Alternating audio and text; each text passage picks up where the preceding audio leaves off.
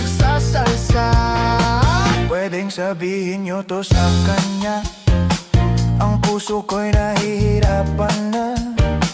Ano pa ba ang pwede kong gawin na uubra upang maakit siya? Palagay kaya ako ng